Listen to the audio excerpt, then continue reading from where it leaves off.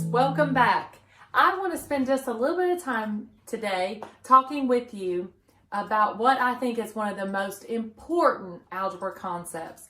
So whether you're in the middle of pre-algebra or algebra 1, this fact is instrumental. So I want to make sure we take some time to go over this. I've had some students ask me, can you go over slope of a line? So that's what we're doing today. We're going to go over the concept of how do I graph a line, and what does slope and how does that work with graphing? So I'm glad that you all asked such a great question. So let's start out first with what is slope of a line.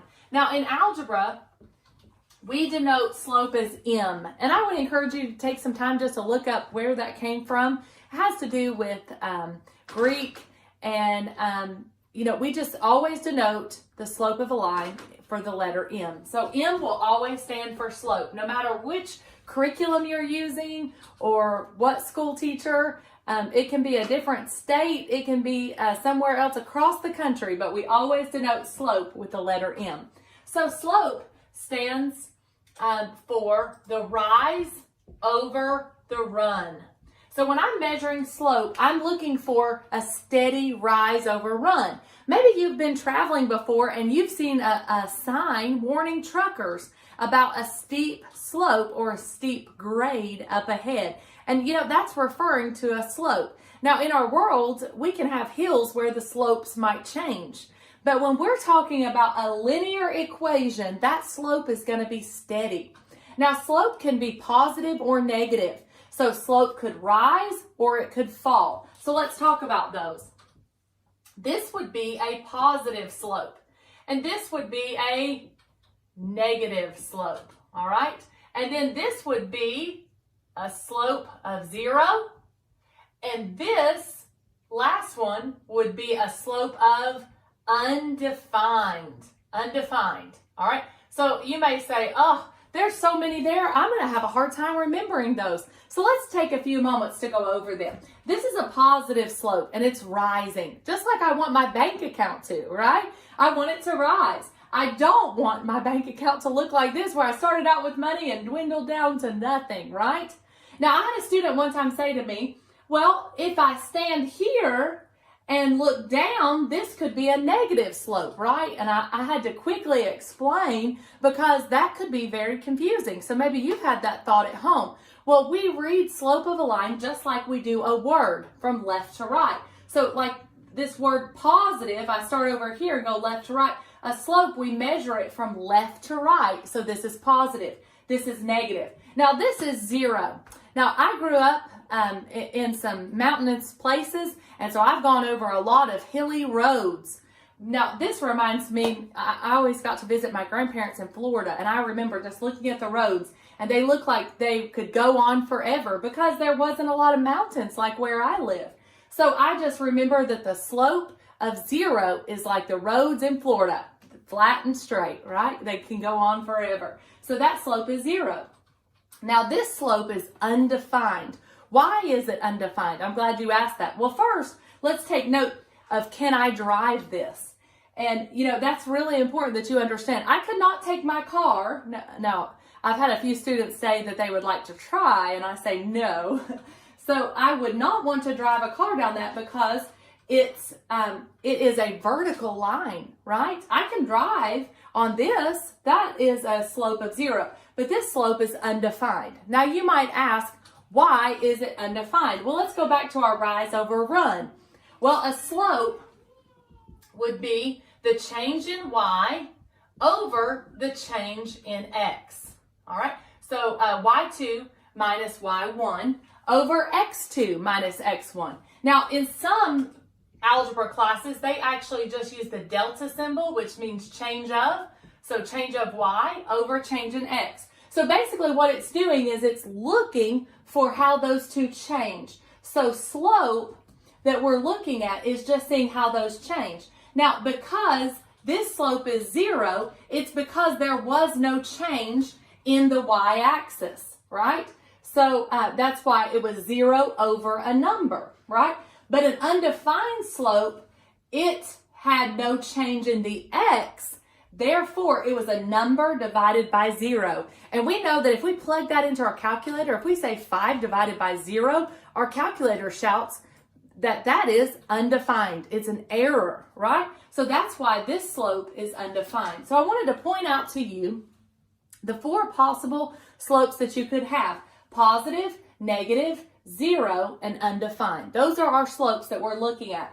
Now, if I asked you to find the slope of something, let's put 2 points up on our board, shall we? So let's start out with -2, 1, and let's do 2, -3. All right, so let's write those 2 points down. I just put the 2 points on my graph. I want to talk to you about a graph first before we move on. So don't forget that this is my x-axis and this is my y-axis. So when I'm looking for 2 ordered pairs, an ordered pair shows the location of the x and the y value. That's why it's an ordered pair. So do you remember when you were younger and they might have given you a little magazine or I remember we used to have a highlights book, and it used to have a town, and it would divide it into little grids, and it would ask, where is the library located? Well, you didn't realize it when you were in 1st or 2nd or 3rd grade, but they were trying to introduce you into coordinate grids for upper level math. So even that foundation of looking at that. So when I'm looking at this point, the x always comes first. X also comes first algebraically, so x would be -2 and y would be 1. So for my next point that we chose, x was +2 this time, but y was -3. So I have 2 points, and we know that 2 points can make a line. I'm going to try to draw a straight line, all right? So if this is my line that I'm looking at, and I want to know what's the slope of these 2 points, well, all I have to do is take my points. And I love it when the 2 points are stacked because it makes it easy. Here's my x, here's my y. Now, I told you it was rise over run. And remember the y2 minus y1. Well, if I've already got it set up, here's point 1 and here's point 2.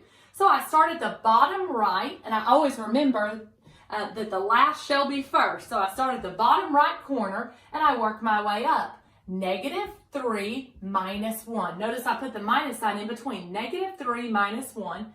And that was the change in y over, and the denominator would be my change in x. So I would say 2 minus, watch your signs, -2. So I've got -3 minus 1, and then 2 minus -2. Now be careful and watch your signs, because if I owe $3 and then I owe $1 more, then I know that I owe $4, right? Now here I am saying minus a negative. That means if I'm not going to the store, then I am, right? So 2 negatives cancel each other out and they become a positive. If I'm not, then I am, right? So 2 plus 2 would be +4. So what's my slope? Well, I always reduce it to lowest terms. I know that 4 over 4 is 1. It would reduce to -1. Watch your sign. Now look at that slope. If I read it from left to right like a word, it is falling. And look at my slope. It goes down 1 over 1, down 1 over 1, down 1 over 1, down 1 over 1. Do you see that steady slope, friends? You know, that's exactly what slope is. It's steady. It's measurement of its rise. Now, I've seen a lot of students get confused about slope, and sometimes when they're solving it, they'll put the x on top over the y. And I want to caution you at home, be careful about that. I always remind my students, when I'm measuring slope, I always say rise over run. Or if I'm here, I can go down and back. That's fall over run, and it would be negative, right? And I can measure slope at any point. If I chose it here, I could count it out.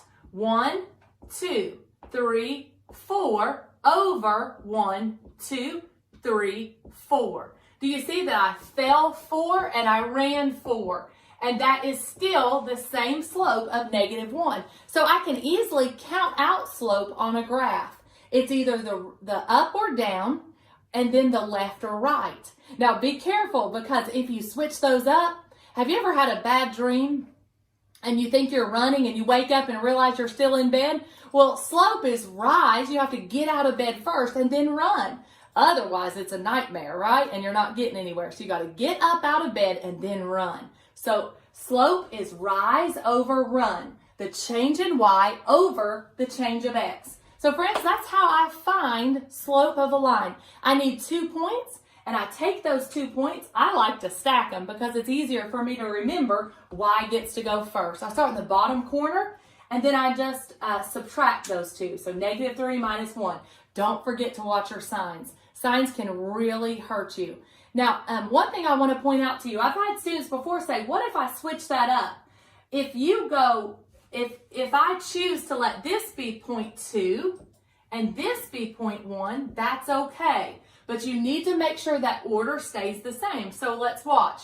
1 minus -3. I still have the change in y over the change in x. So since this one went first this time, this one does as well. -2 minus 2. Let's check it out and see how it works. 1 minus -3, if I'm not, they cancel each other out. I am. So that would be 4 over -2 minus 2. I owe 2 more. Oh, friends, I'm deep in debt, owing 4, right?